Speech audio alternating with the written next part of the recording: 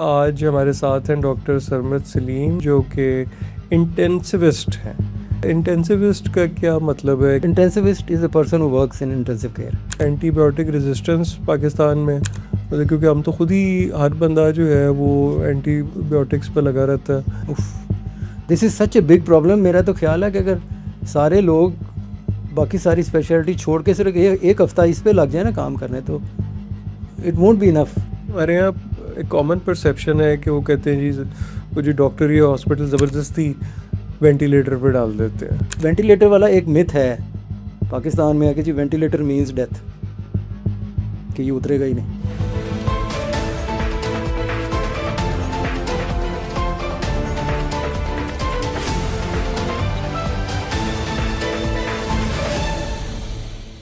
अस्सलामुअलैकुम, welcome to the new episode of health care news. आज हमारे साथ हैं डॉक्टर सरमद सलीम जो कि इंटेंसिविस्ट हैं।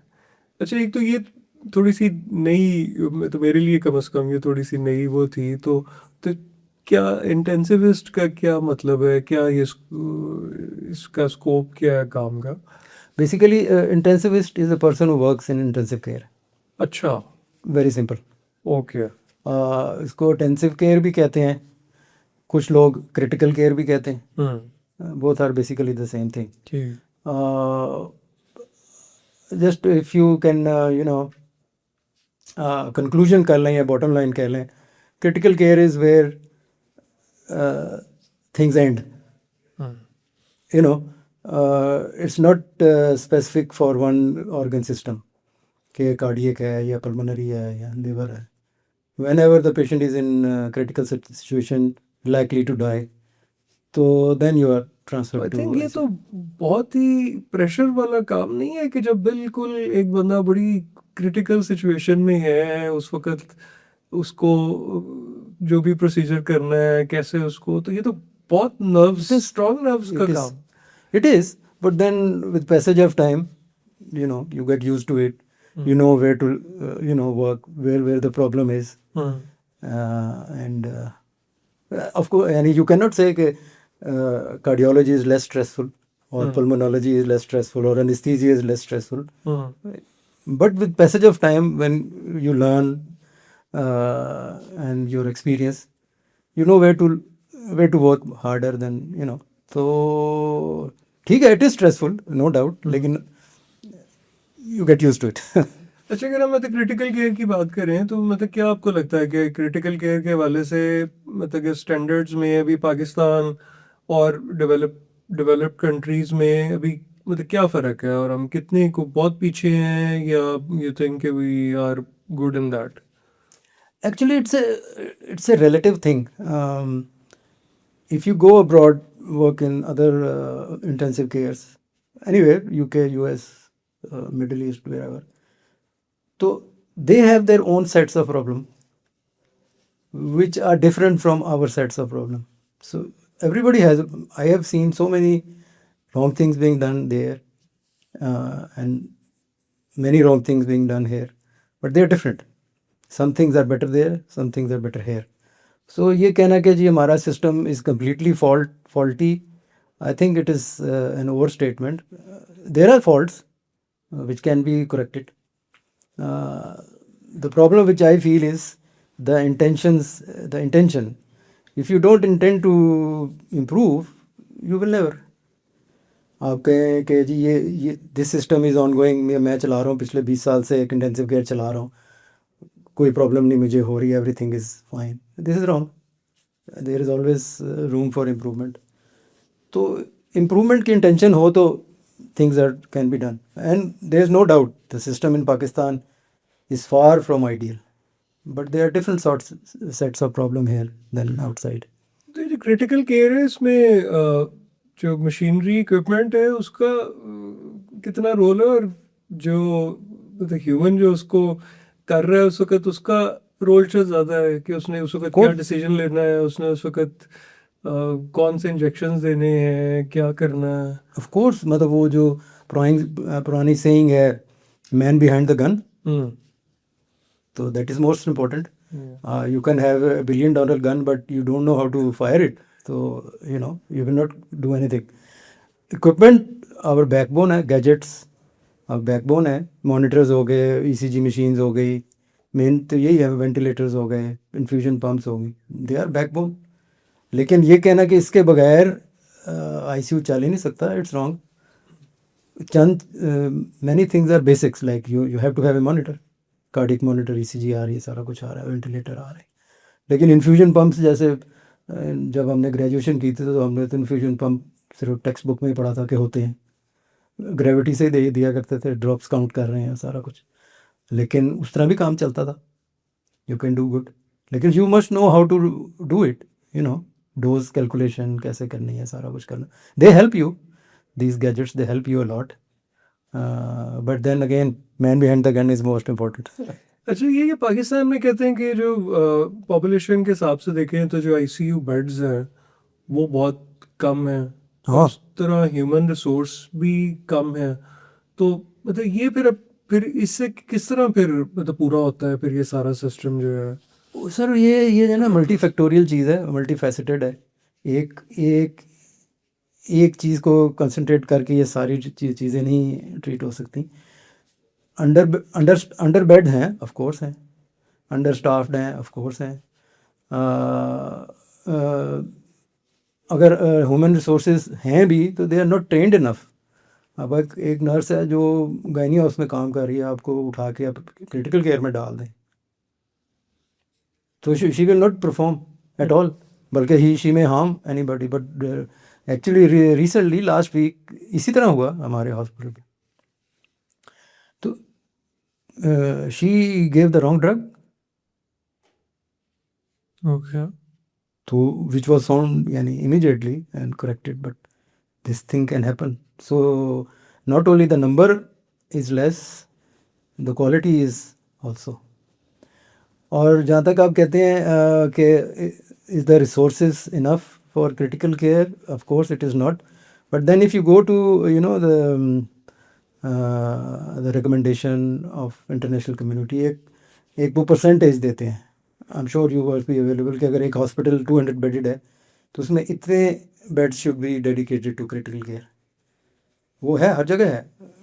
You just have to get it from the net and implement it. वो एक फिक्स नंबर है कि इफ़ यू हैव 200, लाइक 10% और 20% bed should be ICU run by critical intensivist. तो वो हो जाए तो इट्स मोर देन इनफ। लेकिन देन अगर आपने वो उतने आईसीयू बना भी लिए, you lack the man power, properly trained man power, वो बहुत ज़रूरी है, बल्कि वो इनफैक्ट ज़्यादा ज़रूरी, trained man power as compare to the the building.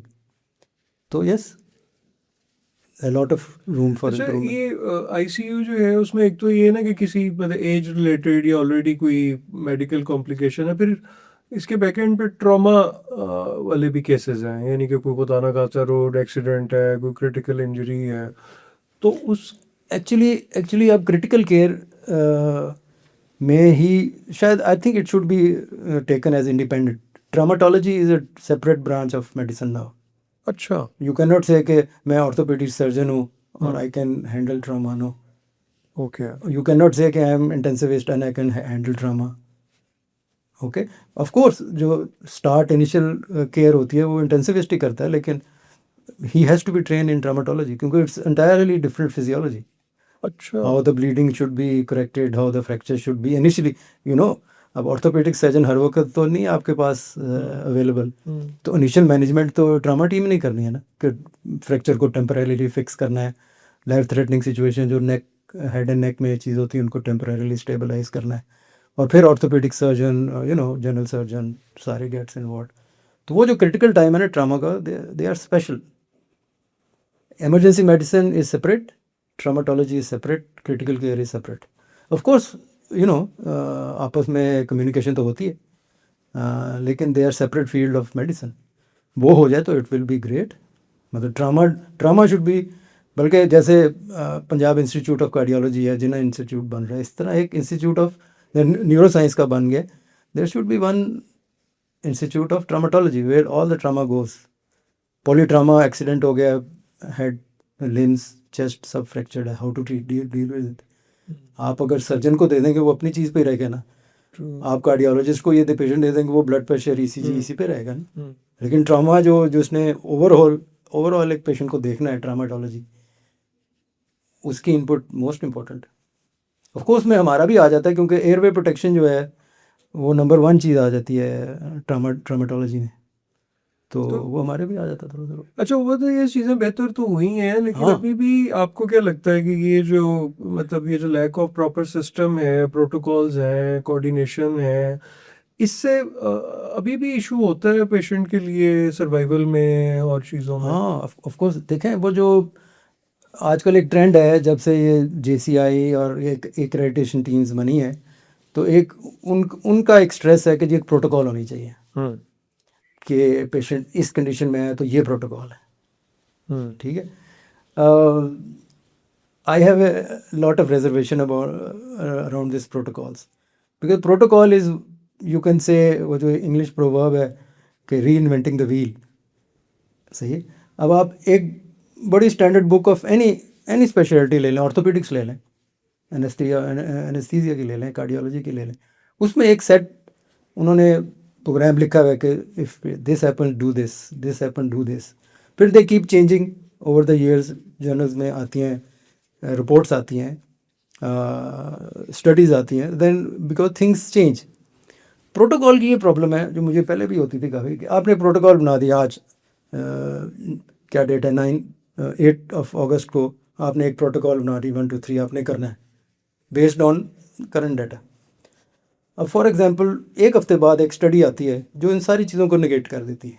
For example, मैं एग्जांपल दे रहा हूँ, तो प्रोटोकॉल चेंज तो नहीं होगी ना। वो प्रोटोकॉल जब अमूमन जो प्रोटोकॉल्स बनती है ना, उसके ऊपर लिखा होता है विल रिविजिट इन 1 ईयर। अब विद इन 1 ईयर अगर कोई चेंज आ जाती है, दे डोंट चेंज। तो why you want to reinvent a wheel when things are already done. यहाँ पर उसमें एक ऐसा क्लॉज होना चाहिए और ऐसे कोई मैन पावर होनी चाहिए कि when ever the things change you change. अब मुझे अब याद है, एक दफ़ा वहाँ पे मैं जब जद्दा में होता था, तो वहाँ पर ACLS इज़ ए मस्ट। अब कुछ ACLS की चीज़ें चेंज्ड, लेकिन जो हमें ACLS का प्रोग्राम करा रहे थे वो खुद कहते थे things have change, but I can not teach you that thing. अगर मैं स्पेसिफिक करें कि पहले I am sure you know atropine देते थे CPR में, दैट इज़ ऑलरेडी ऑब्सोलीट। लेकिन 3-4 साल वो हमें पढ़ाते रहे कि हार्ट रेट ब्रेडिकार्डिया हो या हार्ट रेट स्लो हो तो एट्रोपिन देनी है। और फिर ये भी कहते थे in the guideline it is atropine, but internationally it is thrown out. ये एक एग्जांपल है जो मैंने फेस किए। तो प्रोटोकॉल्स में if the protocols are made and they are updated, not based on time कि 6 महीने हो गए चलो अपडेट कर लें, बेस्ड ऑन इंफॉर्मेशन। अगर एक multi randomize control multi centre trial आ गया है और वो प्रूव कर रहा है कि what you are doing is wrong, तो you should change. Why you want to wait another 6 months to change. वो जो 6 महीने में जो लोग आप हर्ट करेंगे, उन बेचारों का क्या कसूर है। अच्छा, इस लिहाज से वैसे अगर देखें तो मतलब डेवलप्ड कंट्रीज़ की निस्बत डेवलपिंग कंट्रीज़ इस लिहाज से थोड़ी रिजिलियंट होती हैं, क्योंकि वो शायद बहुत मतलब वो थोड़ा सा बहुत बाय द बुक, क्योंकि गोरे ने तो वो बुक खोल के तो उसके अकॉर्डिंगली चल रहा है ना। हमारे यहाँ जैसे हमने देखा कि कोविड में भी वो जो एक बहुत एक ऐसी सिचुएशन थी, तो हमने शायद उनसे बेहतर परफॉर्म किया कि शायद हम ज़्यादा क्राइसिस मैनेजमेंट के लिए ज़्यादा रिजिलियंट होते हैं as compare to developed countries. हाँ, COVID is is an excellent example where every country did their own way. Pakistan में इतना स्ट्रिक्ट नहीं था, लेकिन इतना स्ट्रिक्ट नहीं था, तो ठीक है। मोर्टेलिटी वाइज देखें तो कोई सेम टू यूरोपियन कंट्री, वहाँ कुछ ज़्यादा था, तो ऑफ कोर्स चेंज तो आता। दिस इज़ माय पॉइंट के वो जो आजकल क्योंकि इंफॉर्मेशन टेक्नोलॉजी का है कि you can not copy paste, कि आपने कॉपी US का सारा सिस्टम किया और पेस्ट यहाँ पे कर दिया, it will never work because the environment there is different, their attitude is temperament, resources, everything is different. You have to change basic principle you take, but rest of the things you have to modify according to your own needs.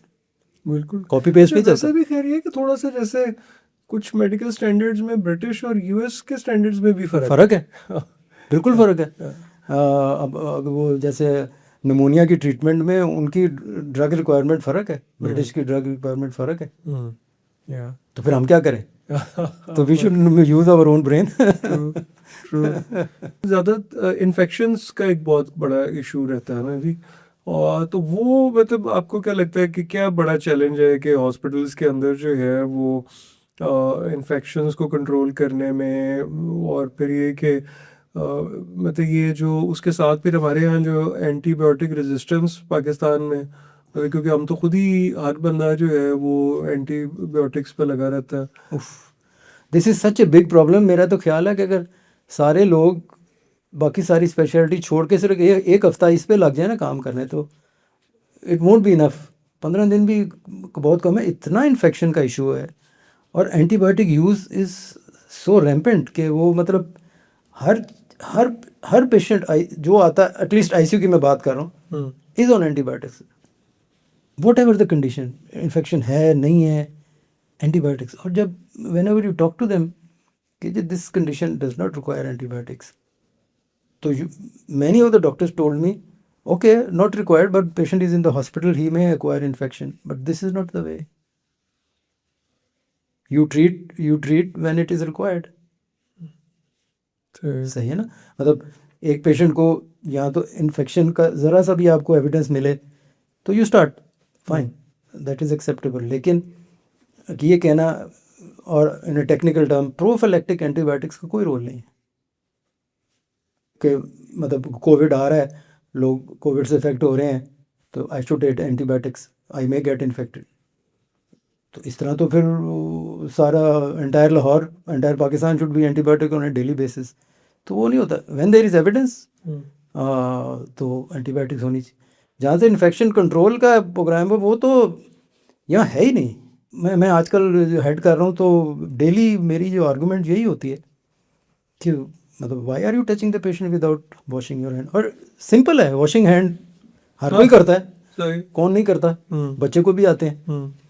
लेकिन hospital setting में if you don't wash hands, मैं just to narrate one story, हम Jeddah में थे तो मैंने recently join किया, तो वन डे एक टीम केम,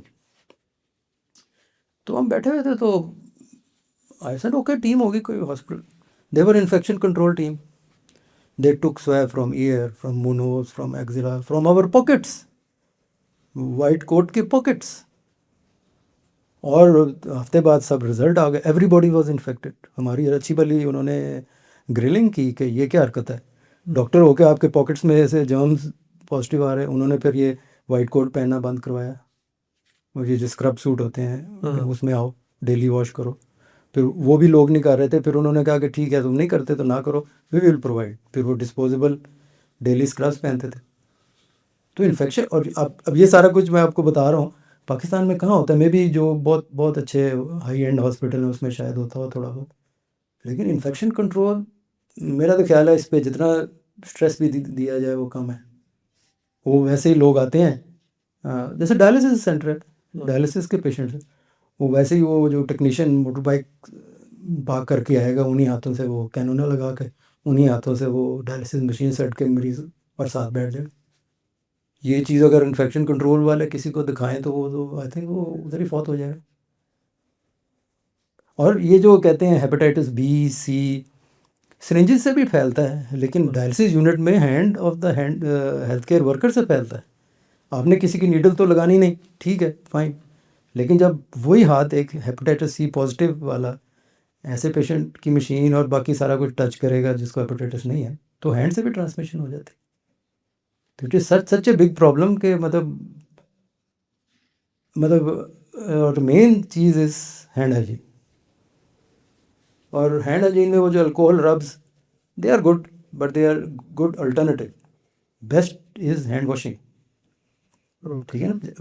मतलब इन दोनों का डिफ्रेंसिएशन होता है. With hand washes you remove the bacteria, and with the alcohol you whatever they are remaining you kill them.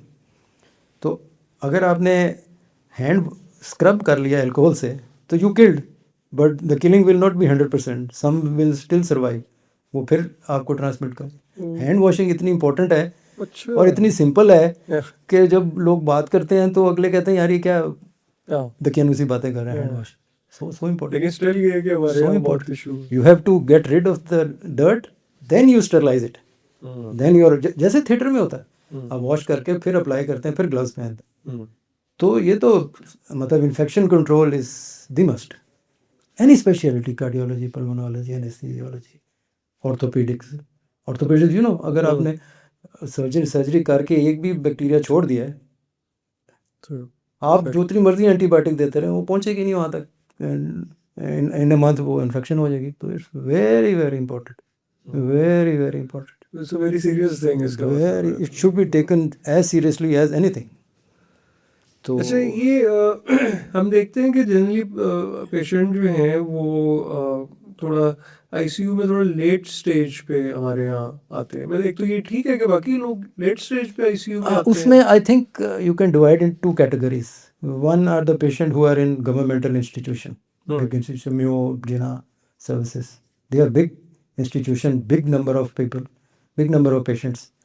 उस वहाँ की डायनामिक फ़र्क है. जो प्राइवेट हॉस्पिटल जैसे number of people are less, they are affording, but they are there, but number is less. इनकी dynamics totally फ़र्क है. वहाँ पर ये होता है कि वहाँ पर usually ICU they get involve in bigger hospital, लेकिन देयर रिसोर्सेज आर ओवरवेल्म्ड. उनका बेड ही नहीं है, क्या करें वो. अब 4 बेड का आईसीयू है, चारों वेंटिलेटेड पेशेंट है, 5वें की ज़रूरत पड़े तो क्या करेंगे वो. कोई कंटिजेंसी प्लान होना चाहिए ना कि अगर एक्स्ट्रा आ गए तो क्या करेंगे. प्राइवेट में ये होता है, I am sorry to say, कि patients are own by consultant. एक डॉक्टर है, उसका प्राइवेट पेशेंट है, ही ओन्स इट. अब वो टोटली उस पर डिपेंडेंट है. वो आईसीयू को नहीं इन्वॉल्व करना चाहता तो कैसे आएंगे. ठीक है ना. और मतलब कई चीज़ें लोग कहते हैं कि जी हम यहाँ पे एक वो जो टर्म है हरफन मौला, तो कई लोग कहते हैं कि हम सब कुछ ही कर लेंगे. अच्छा ये आपने वेंटिलेटर की बात की तो ये एक बड़ी हमारे यहाँ एक कॉमन परसेप्शन है कि वो कहते हैं जी वो जो डॉक्टर या हॉस्पिटल ज़बरदस्ती वेंटिलेटर पे डाल देते हैं.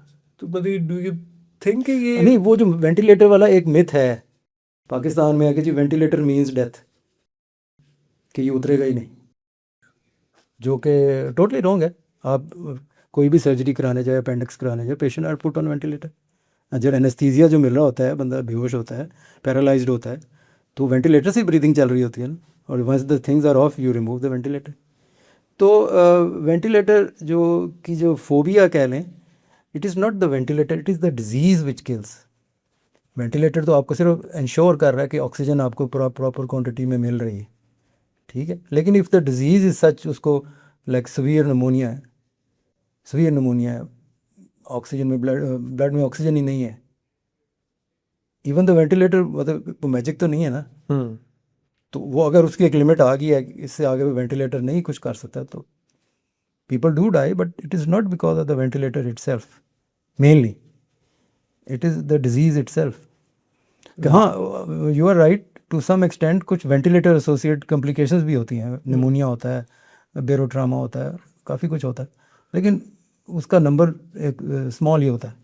It's mainly the disease which kills, not the ventilator. अच्छा मतलब हमारे यहाँ जो है वो ट्रीटमेंट एट टाइम एक्सपेंसिव भी है, लोगों की फाइनेंशियल कंडीशंस भी हैं, फिर ख़ास तौर पे ऐसी उसमें जहाँ पे कि लोग फाइनेंशियली अफोर्ड नहीं कर सकते, तो वहाँ पे ट्रीटमेंट का एथिकल डिसीजन करना जो है वो आपके ख्याल में कितना आसान या मुश्किल है. आसान तो बिल्कुल ही नहीं है, लेकिन it has to be a combined decision, treating team, family, and of course. हाँ, पाकिस्तान में बड़ा एक्सपेंसिव है. एक इंजेक्शन की दफ़ा 10,000, 20,000, 40,000 का एक इंजेक्शन आता है. पेशेंट अगर अफोर्ड ही नहीं कर सकता तो हाउ कैन यू गिव. तो आपको कंप्रोमाइज़ करना पड़ता है. लेकिन it has to be decision between you and the family. अगर फैमिली नहीं एग्री कर रही तो then it is a problem. Big problem. अब जहाँ तो इंश्योरेंसेस कवर कर रही हैं वहाँ तो आपको इंजेक्शन मिल जाते हैं, लेकिन जहाँ नहीं कवर हो रहा तो क्या करें फिर. This is our limitation. I think Pakistan में तो लिमिटेशन है. तो अच्छा जनरली आपके ख्याल में तो मतलब आप क्योंकि इतने अरसे से हैं तो लोगों में आईसीयू के और लाइफ सपोर्ट और इन चीज़ों के जो मिसकंसेप्शंस हैं वो तो ज़्यादातर क्या चीज़ें हैं और जो आपको लगता है कि जो शायद जिनको दूर करने की ज़रूरत है? काफ़ी सारी चीज़ें हैं, मतलब इट्स इस पे तो पूरी बुक लिखी जा सकती है। मिसकंसेप्शंस जो हैं, जो जो नॉन क्रिटिकल केयर डॉक्टर्स के जहन में हैं, वो तो बेतहाशा हैं। डेली अब हमारी आर्गूमेंट्स होती हैं, हम एविडेंस पेश करते हैं डिफरेंट मेडिकल जर्नल्स से, लेकिन जो मिसकंसेप्शन बाय ट्रेडिशन है नहीं चेंज कर सकते, वेरी डिफ़िकल्ट। वो तो एक कंबाइंड एफर्ट हो ना, जो फ्रॉम डिपार्टमेंट ऑफ हेल्थ से लेके ईच हॉस्पिटल में, और वो चीज़ दूर की जाए तभी हो सकता है, सिंगल बंदे का काम नहीं है। तो अब उसमें एक और आपने चीज़ का जिक्र किया कि वो मिसकंसेप्शंस कैसे दूर करें, तो वो मिसकंसेप्शन कई चीज़ मिसकंसेप्शन है जो एज ए ट्रेडिशन हमारे पास है। कई दफ़ा आपने देखा होगा, आई एम श्योर आपने भी देखा होगा, वो ब्लड लटका होता है, उसके ऊपर कपड़ा डाल देते हैं कि गर्म हो जाए। यू नो, अब लाख उसको उठा दें, वो फिर कोई वो आएंगे उनके फैमिली में, उसके ऊपर कपड़ा डाल देंगे, नज़र ना लगे। तो ये टेक्स टाइम क्योंकि भारत कल्चरल। को जनरली ये कि लोग अक्सर बात यही करते हैं कि जी आईसीयू ले गए हैं, वो पता नहीं शायद ज़बरदस्ती ले गए हैं या वेंटिलेटर पे तो वो मतलब है एक, आई थिंक या तो इसका कोई मेरे ख्याल है कोई शायद बेसिक सी कोई ऐसे एसओपीज हों जो बड़े कॉमन लोगों के लिए हों, शायद को लोगों में Aahista Aahista over the years भी विद मतलब नॉलेज तो बहुत बढ़ गई है, लेकिन शायद हेल्थ से रिलेटेड इसमें लोग ये है इतना। कि वो आईसीयू ले जाना अब तो प्रोटोकोलाइज्ड हो गया है कि डिफरेंट स्कोरिंग सिस्टम है, अपेची है, सैप्स है, मैप्स है, स्कोरिंग सिस्टम है। वेर जैसे मुझे पता चला, जैसे आपने अगर कनाडा इमिग्रेट करना हो तो एक स्कोरिंग सिस्टम होता है, इतनी सैलरी है, इतना ये स्कोर मिलता है। इस तरह एक हमारे भी सिस्टम्स है कि एज इतनी है तो इतने नंबर मिल गए, ब्लड प्रेशर इतना है तो इतने, वो करते करते करते you arrive at A number. और वो नंबर जो है it is directly associated with how likely that the patient will have some complications like death even. तो वो इट्स ए यूजफुल थिंग कि अगर कोई हर हॉस्पिटल का अपना एक बना लें कि ये हमारा स्टैंडर्ड है कि if the patient achieves this patient will be shifted to ICU, तो that is a good thing. और वो मिसकंसेप्शन जो है कि जब भी ये पेशेंट आईसीयू में जाता है तो he is not going to come back, it's not true. People do, even in critical situation, people do survive, people do make out of it. Many times, people come dying almost, but walk out on their 2 feet from ICU. तो होता है अच्छा, exactly. मतलब technology चले एक चीज़ है, specialist एक एक और इम्पोर्टेंट चीज़ है, लेकिन इवन जो पैरामेडिक स्टाफ है बिल्कुल, वो उसकी बहुत शॉर्टेज है हमारे of course, यहाँ, of ट्रेन course, पैरामेडिक। और आईसीयू में तो बहुत सारी डिफरेंट चीज़ें जो हैं वो of course, टेक्नोलॉजिस्ट चाहिए, ट्रेन नर्सेज उसके लिए of चाहिए। course, of तो course. मतलब ये कितना इफेक्ट कर रहा है और मतलब क्या बिल्कुल वजह है करेगा कि हम इसको क्यों नहीं, इतनी हमारी पॉपुलेशन है, हम क्यों नहीं प्रोड्यूस कर पा रहे हैं ये वाला एक टीयर? सर। मेरा जहाँ तक ख्याल है, इसके भी बहुत सारे फैसेट्स हैं। एक तो ये है कि मतलब आजकल, मतलब हमारे ज़माने में शायद कम था, मेरे में तो नहीं था, कि everybody who graduates they dream of going out. No harm in going out. In fact, we should go out. Out means के other countries, because it broadens your mind कि हम एक चीज़ ऐसे कर रहे थे, लोग ऐसे भी करते हैं और शायद ये बेहतर है, तो जाना चाहिए, लेकिन should come back and serve your own people. तो नंबर, और फिर एक और चीज़ भी है ना कि all the resources are in big cities. ये भी है। छोटे लेवल पे भी तो होनी चाहिए, वहाँ लोग बीमार नहीं होते, क्रिटिकल इल नहीं होते, वहाँ भी होते हैं। तो और पैरामेडिक्स का मेरा ख्याल है, अगर एक इंटेंसिविस्ट 10 बेड को देख रहा है, अगर उसके पास पैरामेडिक्स अच्छे नहीं है तो he can not give you any result. आप उसको एक इंजेक्शन करें कहें तो लगे दूसरा, आप ये डोज कहें उसको लगे दूसरी, ठीक है ना। तो पैरामेडिक्स की तो इम्पोर्टेंस, मतलब I can not even stress. मतलब एक तो होता है ना बंदा स्ट्रेस करना चाहिए, इट इज़ एसेंशियल। आपने ड्रग लिख दी है तो नर्स नहीं एडमिनिस्टर करनी है। अब वो गंदे हाथों से और without preparation, without hand washing वही ड्रग उठा के दे दिए तो you are treating septic shock और पेशेंट ट्रीट ही नहीं हो रहा। तो very very very important, paramedics के बगैर तो चल ही नहीं सकता। तो ये तो वैसे आपने बिग सिटीज की बात की, तो वैसे मतलब रियलिटी में क्या आया ये जो डिस्ट्रिक्ट हेडक्वार्टर हॉस्पिटल्स हैं वहाँ पे क्रिटिकल केयर अवेलेबल है? क्योंकि अगर मतलब अगर बड़े शहर में आने के लिए भी कोई घंटा 2 घंटे चाहिए तो नहीं, वो मेरे नॉलेज तक, मैं जब तक पाकिस्तान में रहा हूँ, क्रिटिकल केयर नहीं है, बड़े शहरों में ही है। और जो है भी अंडर स्टाफ्ड, अंडर रिसोर्स्ड। सिर्फ एक कमरा है, उसके बाहर आईसीयू लिख देने से आईसीयू तो नहीं बन जाता ना। ना अंदर ऑक्सीजन हो, ना सक्शन मशीन हो, तो सिर्फ कमरे पे लिख देना तो आईसीयू नहीं बन जाता। You must have proper trained staff, proper gadgets, and man behind the gun, person who knows कि इसका क्या मतलब, कैसे ट्रीट करना है। तो वो होना चाहिए। और अगेन एज आई सेड कि ये एक इंटरनेशनली रिकग्नाइज्ड एक फॉर्मूला है कि इतने % beds should be ICU run by an intensivist. आप अगर वो इंटेंसिव केयर है उसको आप मेडिसिन के डॉक्टर्स को दे दें, बेशक they are very good doctors, I am not saying कि they are not in their own specialist, लेकिन वो दे कैन नॉट हैंडल, क्योंकि उनको जो एंड ऑफ लाइफ पे जो सिचुएशन होती है, कैसे पेशेंट की फैमिली को डील करना है, कैसे एंड ऑफ लाइफ सर्विस देनी है, उनको पता ही नहीं है। Maybe they are very good doctors, I am not saying, सही, लेकिन they are not train to do it. True. तो ट्रेनिंग इज़ ज़रूरी। अच्छा ये बताइए कि हमारे पाकिस्तान का जो हेल्थ केयर सिस्टम है और हॉस्पिटल्स हैं वो मतलब इतने वेल इक्विप्ड और इतने मतलब वेल प्लान्ड हैं कि कोई खुदा ना खास्ता पाकिस्तान में कोई बड़ी पेंडेमिक या कोई बड़ा क्राइसिस या कोई इमरजेंसी सिचुएशन हो तो वी कैन हैंडल दैट? कुछ तो हैं, but it's not, you can not say it for the entire hospital. कुछ तो हैं, जैसे अब कोविड में मैं यहाँ नहीं था, लेकिन डील किया ही ना लोगों ने। म्यो में काफ़ी उन्होंने चेंजेस की, जिन्ना में, बड़े बड़े हॉस्पिटल्स में की, दे डिड इट। लेकिन if you want to say were they enough, I don't think so. बड़े शहरों में मे बी, छोटे शहरों में नहीं थे। और कमिंग टू कोविड-19 जो है वो it was like a disease of cities. जो छोटे शहरों में या गाँव में रहते हैं, ओपन एरिया में रहते हैं, फ्रेश एयर में रहते हैं, दे वर नॉट अफेक्टेड। या ट्रू, वो ज़्यादा बड़े शहरों की। हाँ, you living in this close space, you will get it. लेकिन आप सी बीच पे बैठे हैं, इतनी हवा चल रही है, यू वोंट। तो it was more of a disease for the cities. Metropolitan cities में ज्यादा हुआ नहीं, वो हाई राइज बिल्डिंग है उसमें एक को हुआ तो पता लगा वो एयर कंडीशनिंग से सारी बिल्डिंग उसी से ट्रांसमिट हो गया, क्योंकि उसमें न्यू एयर तो नहीं आती ना, वो रिसाइकल इट। तो बिल्कुल, ये तो एक।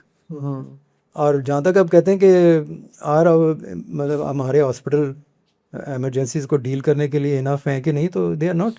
वो किसी मुल्क में भी नहीं है। आपका मतलब अमेरिका में जैसे 9/11 हुआ था, were the hospital nearby enough to cater all the patients? No. लेकिन उन्होंने उस चीज़ को आजकल with internet and everything, you can involve the surrounding hospital. एक तो नहीं कर सकता। आपने इमरजेंसी अनाउंस कर दी, रेस्ट ऑफ द हॉस्पिटल जो नियर बाय हैं, इंटरनेट से कनेक्टेड हैं, मतलब एक हॉस्पिटल सेंटर बन गया, उसने कहा कि अच्छा ये पेशेंट है, हम नहीं डील कर सकते, इस हॉस्पिटल में चला जाए, you take the patient there. लेकिन एक हॉस्पिटल तो कभी भी नहीं कर सकता। ये तो कभी भी नहीं हो सकता, किसी दुनिया के हॉस्पिटल में नहीं है कि they should be well equipped to handle sudden influx of 200 patient. Nobody can do it. वो आपको ट्रायज करना पड़ता है कि ये पेशेंट हमारा है, ठीक है हम ले लेते हैं, ये इस हॉस्पिटल का है, ये इस हॉस्पिटल से। तो ऐसे ही होता है, वन हॉस्पिटल कैन नॉट। मुझे याद है हाउस के ज़माने में एक बॉम्ब ब्लास्ट हुआ था इंदरून शहर में, तो आई वॉज इन म्यो। तो सडनली मतलब there was influx of 200 people, मतलब patient plus relative, like 500 people just coming in one emergency room. We were overwhelmed. हमें तो समझ ही नहीं आ रही थी क्या करें। नर्सेज को भी कोई समझ, IV लाइन डालनी है नहीं डालनी, किसको डालनी है, कौन पेशेंट है, कौन फैमिली है, इट्स अ बिग डी। अजीब केओस ही होता है। तो one hospital can not, you can do a triage and then shift to the respective place. That is the best option. एक किसी भी कंट्री में ऐसा नहीं होगा। तो अगर आपको मौका मिले तो आप क्या 3 चीज़ें ऐसी क्रिटिकल केयर में चेंज करवाना चाहेंगे पाकिस्तान में? यार ये तो बहुत ही मुश्किल सवाल है। 3 से तो काम नहीं चलेगा। थोड़ी ज़्यादा कर ले। एक तो व्हाट आई फील कि in fact I would like to say कि वो CPS मैंने सुना है कि CPSME ने जो ये डबल फेलोशिप्स हैं वो ख़त्म कर दिए अच्छा। हैं या करने वाले हैं या इन प्रोसेस है, न्यूज़ थी। तो मेरा ख्याल है इट्स एन एक्सीलेंट स्टेप। आप देखें ना, अगर आपकी ट्रेनिंग ए स्पेशलिटी में हुई है, ए वट एवर ABCD जिसमें भी हुई है, आपने 5 साल उस स्पेशलिटी में काम किया, you know entire patient disease जो उस स्पेशलिटी से रिलेटेड है, ठीक है। अब just because you are a fellow now, दूसरी स्पेशलिटी आपको 1 या 2 साल की जस्ट ट्रेनिंग पे मिल जाती है, क्योंकि you learn when you are a house officer. आपके यू आर यंग एनर्जेटिक, आप रिसीव भी कर सकते हो, देख भी रहे हो, सारा कुछ कर रहे हो, ठीक। आपने 4-5 साल लगा के वो कर लिया, एक्सेलेंस अचीव कर ली, फाइन। अब दूसरा आपको एक और सब्जेक्ट कि सिर्फ 1-2 साल करके और आपको सर्टिफिकेशन मिल जाए और आप दोनों को इक्वली कर रहे हैं, हो ही नहीं सकता ना। True. आप एक माइक्रोवेव के ऊपर टेलीविज़न लगा ले लें, वो बेहतर होगा कि ये दोनों अलग-अलग बेहतर होंगे। जैसे मतलब आई एम श्योर आपके बचपन में भी, हमारे भी जब हम बड़े हुए थे, वो स्टीरियो डेक होता था कि वो कैसेट प्लेयर अलहदा होता था, एम्पलीफायर अलहदा होता था, यू नो। वो that use to last because हर चीज़ इंडिपेंडेंट है, इंडिपेंडेंटली एक्सेलेंट बनी हुई है और आपने उसको अरेंज कर दी। कई मिनी टेक्स भी मिलते थे जिसमें सारा कुछ कंबाइंड होता था। वो एक चीज़ ख़राब हो गई तो एवरीथिंग इज डिस्ट्रॉयड। उसमें एक चीज़ ख़राब है, उसको रिप्लेस कर लें, you know, you are fine. तो मेरा जहाँ तक ख्याल है, दिस इज़ एक्सेलेंट डिसीजन जो उन्होंने किया है कि 1% 1 फेलोशिप। अगर उसने दूसरी करनी है, फिर I think he should start from step 1, जैसे उसने किया था। 5 साल काम किया, हाउस ऑफिसर किया, यू नो, मेडिकल ऑफिसर किया, फिर डिसर्टेशन लिखी, सारा कुछ लिखा, और देन ही अटेन्स 1। वो तो चलो ठीक है, माना जा सकता है। तो उसमें तो बंदे की सारी ज़िंदगी लग जाएगी। सही बात। मतलब एवरेज जो है FCPS जो करते हैं मेडिसिन या जनरल सर्जरी में, 4 साल लगते हैं। फिर एग्ज़ाम लगा लें, प्रिपरेशन लगा लें, 5-6 साल में बंदा स्पेशलाइज हो जाता है। तो यहाँ तो फिर शुरू से करें ना, एंटायर थिंग फ्रॉम डे 1, बिल्कुल। फिर तो प्रोबेबली ठीक है। लेकिन ये one way of doing it कि आप ICU क्रिटिकल केयर को डे 1 से ट्रेन करो, उसी में ट्रेन करो, देन यू उसको सर्टिफाई करो, देन यू उसको काम पे लगाओ, तो फिर तो ठीक है।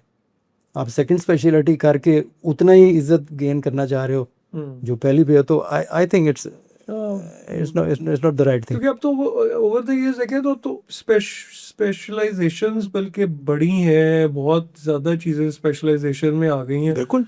तो बिल्कुल, जैसे आप देखें ना, न्यूरोलॉजी में पहले तो न्यूरोलॉजी है, ही इज़ एक्सपर्ट एवरीथिंग। अब न्यूरोलॉजी से की सब स्पेशलिटी है। स्ट्रोक स्पेशलिस्ट सेपरेट है, एपिलेप्सी सेपरेट है। बिल्कुल, मतलब उनकी स्पेशलाइजेशन ही सेपरेट है, उनके होराइजन ही फ़र्क है उनको। मतलब हर स्पेशलिटी, कार्डियोलॉजी में आप ले लें, इन्वेसिव अलहदा है, नॉन इन्वेसिव अलहदा है। तो मेरा तो ख्याल है कि जिसको तैयार किया जाए, उसी काम के लिए तैयार किया जाए, then you hire him and then you, that is the way to proceed. कि एक आदमी को एक ही काम दे, let him specialise, show is excellence in the same thing. लेकिन एक ऐसी चीज़ जो आपको लगता है क्रिटिकल केयर में तो फौरी तौर पे होनी चाहिए पाकिस्तान में? मेरा तो ख्याल है ट्रेनिंग, और लोगों को समझाया करें कि जो क्रिटिकल केयर का, by the way critical care के स्पेशलिस्ट पाकिस्तान में बहुत कम है। यूजुअली वो सेकंड स्पेशलिटीज़ वाले हैं जिन्होंने एक किया, और फिर एंड, ये अक्सर आपने देखा होगा, this and intensivist, this and intensivist. आप ऐसा कोई भी नहीं देखेंगे जो लिखा हो ओनली इंटेंसिविस्ट, बिकॉज है ही नहीं, लोगों को डबल डबल करने की आदत है। तो एक चीज़ अगर कहें तो I think training is the best. और training does not only mean कि आपको सिर्फ किताबें पढ़ा दी जाएं, प्रैक्टिकल हैंड्स ऑन, उसकी ज़्यादा इंपॉर्टेंस है। थ्योरी होनी चाहिए लेकिन हैंड्स ऑन ज़रूर होने चाहिए। इसके सुमित भाई, आप इतने सालों से ये कर रहे हैं और आई एम श्योर कि बहुत सारे क्रिटिकल केसेस, तो कोई ऐसा पेशेंट की स्टोरी आपकी जो आपको लगता हो आज भी कि यार वो तो कोई मौजज़ा ही हुआ जिससे कि वो पेशेंट जो है वो दोबारा, मतलब होते रहते हैं। The person I remember clearly कि वो just before I moved out overseas, तो एक मैं डीजी खां में था, तो वहाँ पर एक पेशेंट लेबरर था जिसके ऊपर एक बहुत हैवी ऑब्जेक्ट सर पे गिरा था, and he sustained head injury और part of the brain was out. I never handled live brain in my life. Dissection में तो किया था लेकिन नेवर. और ही वाज कोमाटोज्ड, और मैं एक डिस्पेंसरी था, क्रिटिकल केयर का तो सवाल ही नहीं था वहाँ पे, वो बेसिक्स नहीं थी. तो एनीवे उसको हम वो ले गए, जितना मेरे से हो सका था साफ सुफ करके, और निस्तर में जाके छोड़ा. और 3-4 महीने बाद वो मुझे, जो उसके साथ आया था कंपेनियन, वो कहता है जी आपने इसको पहचाना है. मैंने कहा नहीं, मैंने कहा पहचाना था, ये वही बंदा है जिसका. सो आई वाज सो अस्टोनिश्ड. और माई बिलीव इन, मतलब अल्लाह वॉज स्ट्रेंथन, के मतलब अल्लाह डिसाइड करता है, हम तो कुछ नहीं करते. I did what was at hand, लेकिन असल डिसीजन तो ऊपर से ही है ना. True. तो और सेकेंड मतलब एक ये बात भी है कि intensivist and oncologist are the most optimistic people on this planet. कि आपको पता है you are fighting a losing battle, लेकिन you do what you are required to do. और आप यू कैन नेवर प्रेडिक्ट कि ये बंदा सही हो जाए. कई पेशेंट आते हैं बिल्कुल ठीक ठाक, एंड समथिंग हैपन्स. और एक बिल्कुल हर सारे systems are at the verge of collapse, लेकिन दे सर्वाइव. तो ये आई थिंक, अगर मैं कहूँ कि जी मैं बड़ा फने खान हूँ और मैं बड़ा ज़बरदस्त इंटेंसिविस्ट हूँ, तो गलत है. We just do what we are train to do. बाकी will the patient make it और नॉट, ये हमारा डिसीजन है ही नहीं, ये ऊपर से आता है. Right.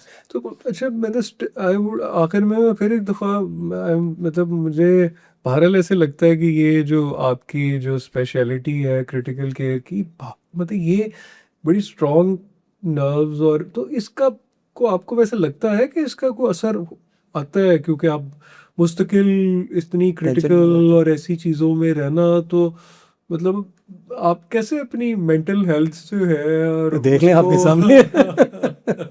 नहीं देखें, इसमें व्हाट आई बिलीव कि हर आदमी का एक टेम्परामेंट होता है. कि कुछ लोग होते हैं इजी गोइंग, रिलैक्स्ड, ज़्यादा एफर्ट नहीं करनी हो जाएगा. मुझे पता नहीं है, I don't know whether I should say और नॉट, लेकिन मुझे हमेशा से एटलीस्ट हमारी जो प्रोफेशनल लाइफ में हमेशा time to time different changes होने पसंद है. इट फील्स मोर चैलेंजिंग कि अभी एक medicine is indicated, the very next moment it is contraindicated. So I like that. तो for me it is difficult. मैं ये नहीं कह रहा कि बड़ा आसान है, लेकिन आई लाइक चैलेंजेस.